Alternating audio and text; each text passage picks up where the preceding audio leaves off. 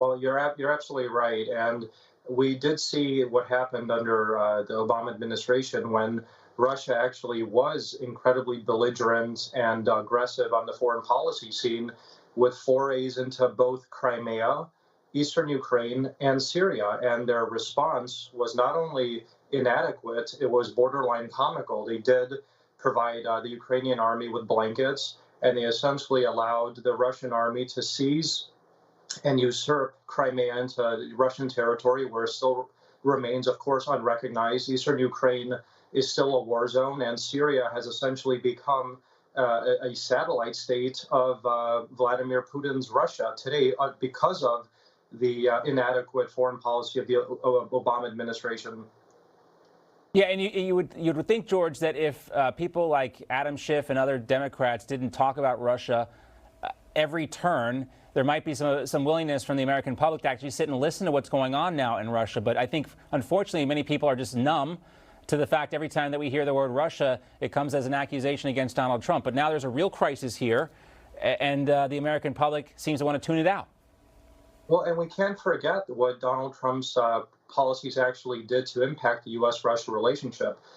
You mentioned Ukraine, and Donald Trump's administration provided the Ukrainian army with Javelin anti-tank missiles for the first time in history to actually fend off an aggressive posture by Russia. This is something that the Obama administration declined to do. We obviously know that the Trump administration galvanized and ushered in this renaissance in the energy industry in America, which now, of course, with a series of executive orders right off the bat, the Biden administration seeks to overturn and upend, which not only destroys jobs at home, but it destabilizes America's standing in the world and positively impacts Vladimir Putin's state coffers. And you're right, because we did talk about Russia in such a comic way over the last couple of years as this superpower, this big bear that was essentially destroying America from within, when in reality, Russia is this declining power. It's saber rattling is because it is a declining power. And the only thing that's going to actually embolden and bolster the Russian government today is a Biden administration, which is easy on China and tough on the oil and gas industry. So this is something that we should be looking forward to moving forward, because I think it's going to negatively impact the U.S.-Russia relationship. Indeed, indeed. Now, we also just reported that former FBI lawyer Kevin Kleinsmith has been sentenced to 12 months probation, 400 hours of community service.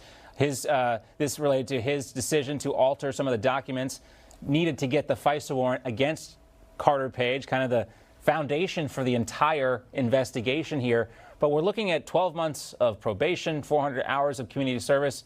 George, what's your reaction to that sentence?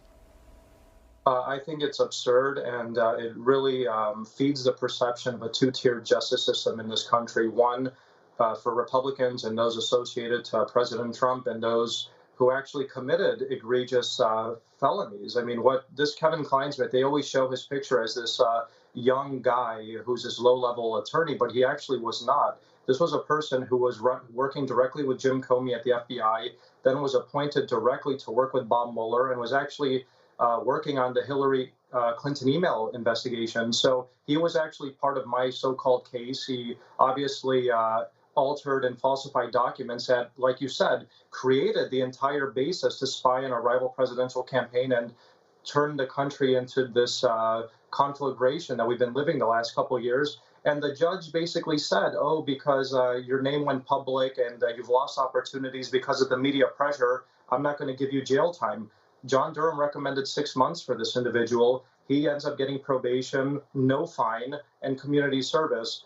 This is a very damning indictment on our justice system in this country, and I think it only sets us back, not forward.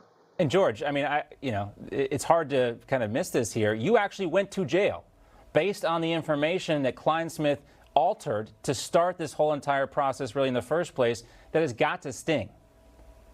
Look, it stings for me, it stings for millions of other Americans, and the more we see this type of behavior out of, I don't know this judge, but this decision smells of an activist measure and decision.